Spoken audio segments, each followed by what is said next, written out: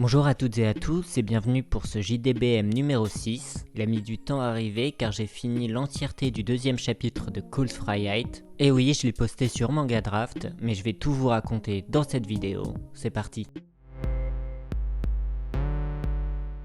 Pour ce deuxième chapitre, j'avais déjà fait le storyboard, ou le chemin de fer. C'est comme ça que ça s'appelle en français, j'ai appris ce nom que récemment par ma copine. Mais j'ai pu encore faire descendre le nombre de pages de 2. Du coup, on arrive à 22 pages en tout. Je suis content parce que si vous avez vu les derniers JDBM, vous savez que j'ai du mal à faire concis et restreint pour ce chapitre. Surtout que c'est un chapitre où l'histoire se met encore en place, donc je voulais pas qu'il s'étale trop. Du coup, c'était compliqué, mais 22 pages, c'est le mieux que j'ai pu faire et je suis content d'avoir réussi.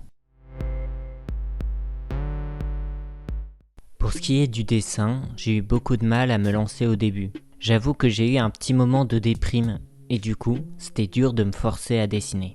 Et quand j'y arrivais, mes dessins étaient horriblement moches. Je n'arrivais à rien du tout. Vous savez, on a souvent cette image de l'artiste triste qui justement dans sa tristesse arrive à puiser tout son génie et son art. Et je trouve que c'est une image qui est assez erronée. La déprime, moi, ça m'aide pas du tout à être créatif. Alors oui, des fois je peux m'inspirer de ces sentiments pour l'exprimer dans mes créations. Mais pour créer, il faut de la force, il faut de l'énergie. Alors je sais bien que tenir un crayon, ça coûte rien physiquement et on n'a pas l'air de se dépenser. Mais être créatif ou même faire quoi que ce soit, en réalité, ça demande de l'énergie. Et quand on n'a pas le moral, c'est beaucoup plus dur. Et ça, je parle même pas de quand on rentre du boulot après une journée éreintante ou quand on a une dépression. En fait, pour être créatif, il faut avoir l'énergie suffisante pour pouvoir l'allouer à ça. Mais du coup, comment est-ce que j'ai réussi à combattre ça, à me redonner l'énergie dont j'avais besoin pour bosser? Eh bien, j'ai rien fait. J'ai rien fait du tout. Non, j'ai attendu d'avoir l'énergie pour le faire. J'ai cette chance, entre guillemets, de pas avoir trouvé de taf alimentaire et donc de pouvoir me reposer quand j'en ai besoin. Je mets bien entre guillemets le mot chance. Et du coup, c'est ce que j'ai fait. J'ai attendu d'avoir un meilleur moral. Je me suis reposé. Après ce petit repos, j'ai pu me mettre à fond dans le dessin. J'essayais de faire au mieux que je pouvais, mais il y a tellement de pages que à un moment, je perds patience et je tombe dans la facilité et le dessin fait à la va-vite. J'en oublie même les règles de base d'anatomie, du visage ou ce genre de choses. En fait, j'essaye juste de aller vite, faire des pages. Ce qui est, encore une fois, très con, car je dois rattraper tout ça après à l'ancrage ou au numérique.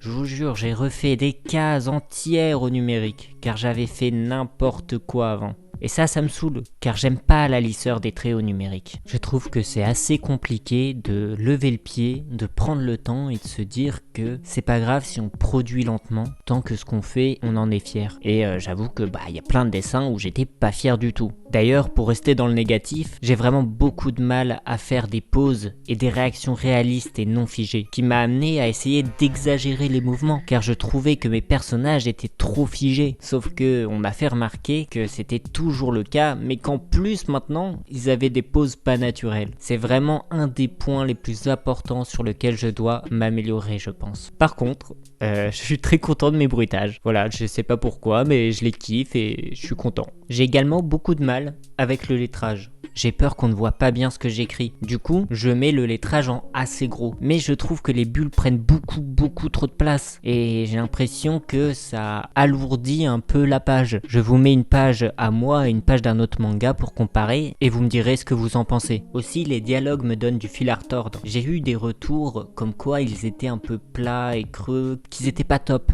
Alors je sais pas si c'est des critiques qui sont là car les personnes qui me l'ont dit ne lisent pas de manga et donc sont pas habituées à une BD qui se repose beaucoup sur les dialogues, ou si c'est tout simplement que mes dialogues manquent d'impact. Et en vrai, j'ai le sentiment que c'est vraiment les deux, mais surtout que si mes dialogues manquent d'impact pour des gens qui ne le lisent jamais, c'est qu'ils manquent d'impact tout court. Et j'avoue que mon objectif, c'est que mon manga puisse être lu même par des gens qui ne lisent pas de manga. Et donc je pense que un des points où je dois encore m'améliorer vraiment beaucoup, c'est le fait de rendre ces dialogues plus vivants et plus naturels.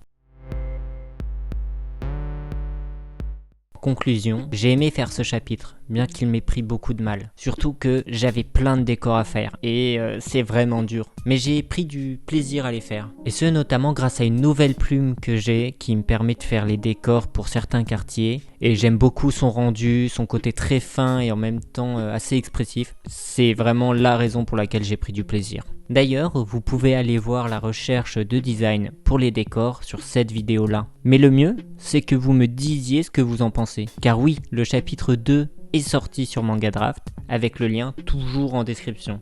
C'était tout pour ce journal de bord. Je vous dis à bientôt pour un JDBM ou autre. Prenez soin de vous et ciao!